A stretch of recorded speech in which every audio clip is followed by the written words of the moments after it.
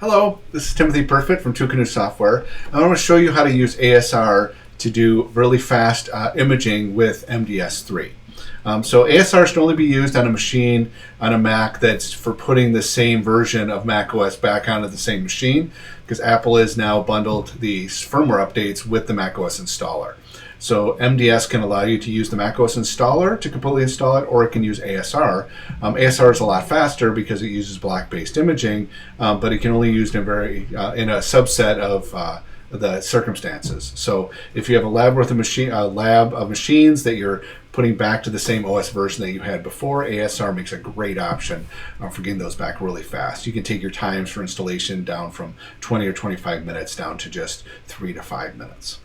So I have MDS 3 open here, and I'll go ahead and I'll go into a workflow, and under the macOS option, instead of choosing local installer, which uses the macOS app installer, we're going to switch this to erase file and restore macOS from disk image.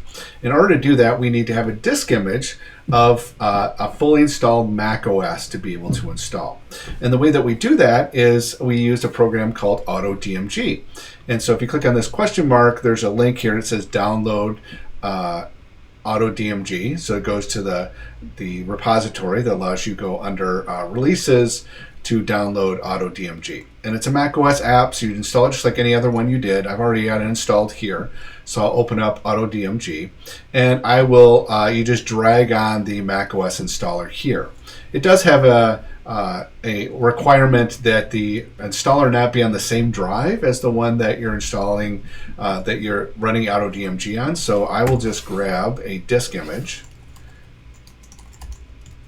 Here I have, I installed 10.15.4, do a disk image, and I'll mount that disk image. And under applications, I'll just drag this over and put it onto AutoDMG. It detected it. All updates downloaded is good. I can add additional software.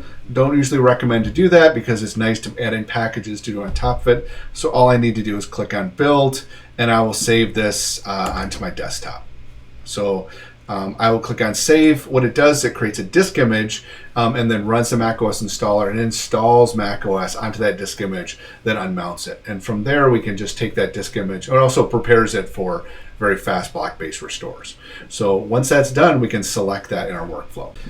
So I've already installed it. So if we go into my resources, I saved it here into the macOS folder. It's called OS X-10.15.4. And this is the build number that I did. And that disk image, if you were to open it up, you can see that it's basically just a Macintosh hard drive with all the information for a vanilla version of macOS installed.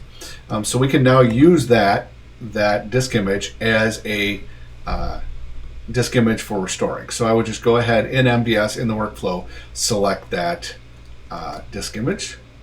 So I'm going to go to Resources, macOS, and I'll select that one.